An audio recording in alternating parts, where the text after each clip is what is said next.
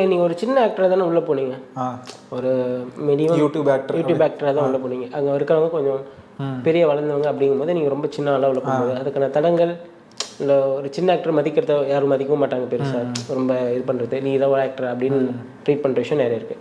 உங்களுக்கு அந்த சூழ்நிலை என்னென்ன நல்லது தாங்க? எனக்கு வந்துட்டு ஆஃபீஸில் அப்படி யாருமே என்ன இது பண்ணல. எல்லாருமே சீனியர் தான், படம் பண்ணியிருக்காங்க, cereals, web series, hot star already பண்ணியிருக்காங்க. நான் மட்டும்தான் கிட்டத்தட்ட ஃப்ரெஷர். நானும் முத்தழகு, தமிழ்வாணி முத்தழகு கேரக்டர், நானும் தமிழ்வாணி, நாங்கள் 2 பேர் தான் கிட்டத்தட்ட ஒரு ஃப்ரெஷர் மாதிரி. அதாவது இதுக்கு டெலிவிஷனுக்கோ இல்லை ஓடிடிக்கோ ஒரு ஃப்ரெஷர் மாதிரி நாங்கள் 2 பேரும். மற்றவங்க எல்லாருமே எல்லாமே பண்ணியிருந்தாங்க, எக்ஸ்பீரியன்ஸ் இருக்கும். ஆனால் ஒரு இதில் கூட எங்களை அப்படி ட்ரீட் பண்ணல. எப்படி சொல்கிறது, ஆஃபீஸில் நாங்கள் ஒரு கேரக்டர், நாங்கள் எல்லாருமே ஒரே மாதிரி தான், எல்லாருமே ஆர்டிஸ்ட், அவ்வளோதான். இப்போ இவன் வந்து சீனியரு, இவன் இது.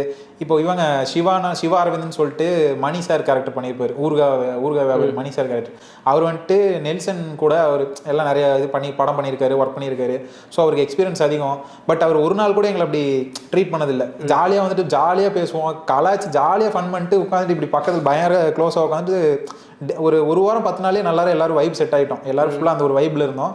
ஸோ அந்த ஒரு சீனியர் ஜூனியருங்கிற இதே இருக்குது. எல்லாருமே ஆர்டிஸ்ட்டு, ஃப்ரெண்ட்ஸ் மாதிரி பேசிட்டு ஒரு மாதிரி ஜாலியாக தான் இருந்தோம். ஸோ அந்த இது யாரும் பார்க்கல, புதுசாக வந்திருக்கேன் அப்படிங்கிற மாதிரி என்னை இது பண்ணுறதோ அதெல்லாம் எதுவுமே இல்லை. நல்லா ஜாலியாக வச்சுக்கிட்டாங்க.